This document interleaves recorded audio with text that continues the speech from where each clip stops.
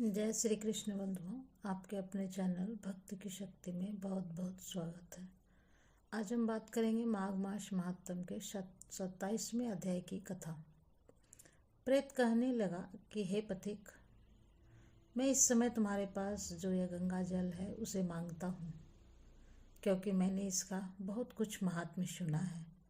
मैंने इस पर्वत पर गंगा जल का बड़ा अद्भुत आश्चर्य देखा था, इसलिए यह जल मांगता हूँ। मैं ये प्रेत योनि में अति दुखी हूँ। एक ब्राह्मण अनाधिकारी को यज्ञ कराकर और ब्रह्म राक्षस हो गया है। वह हमारे साथ 8 वर्ष तक रहा। उसके पुत्र ने उसकी अस्थियों को इकट्ठा करके गंगा में कनखल स्थान में गिरवा दिया। उसी समय यह राक्षसत्व त्याग कर सदगति को प्राप्त हुआ।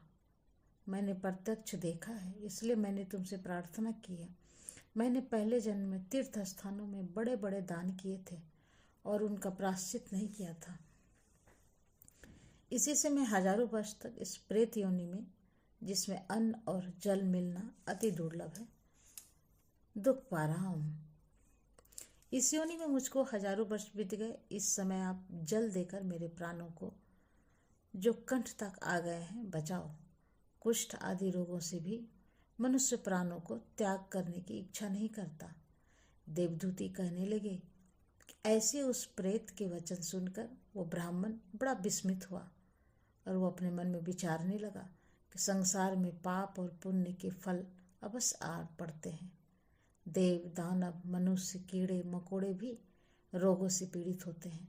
बाल तथा वृद्धों को मरण, अंधा तथा कुबड़ापन, ऐश्वर्य, दरिद्रता, पांडित्य तथा मूर्खता सब कर्मों से ही होता है। इस कर्म भूमि में जिन्होंने न्याय से धन इकट्ठा किया वह धन्य है।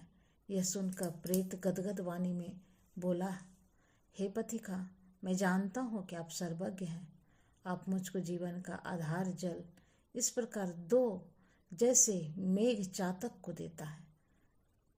तब पथिक कहने लगा कि हे प्रेता, मेरे माता पिता भृगु क्षेत्र में बैठे हैं, मैं उन्हीं के लिए जल लाया हूँ। अब बीच में तुमने गंगा के संगम का जल मांग लिया है।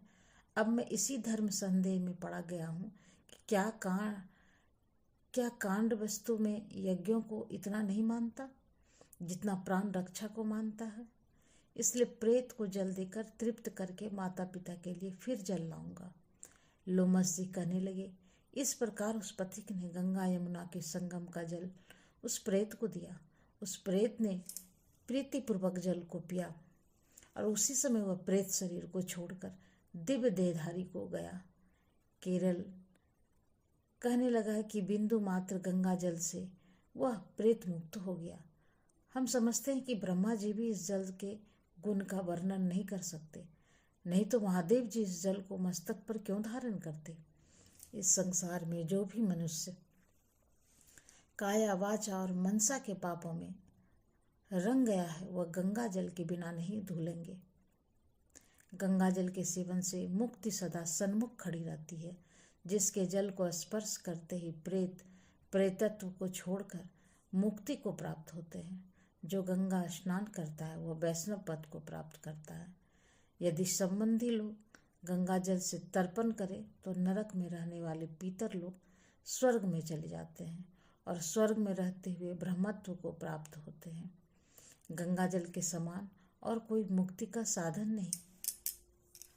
वो प्रेत वहाँ से चला गया और 1 मास में जब माघ मास आया तो उसने सुने हुए प्रयाग महात्मा के अनुसार गंगा यमुना के संगम पर स्नान करके पिशाच शरीर को धारण कर भक्तिपूर्वक नारायण की स्तुति करता हुआ वह द्रविड़ देश का राजा गंधर्वों से सेवित उत्तम विमान पर बैठकर इंद्रपुरी को गया।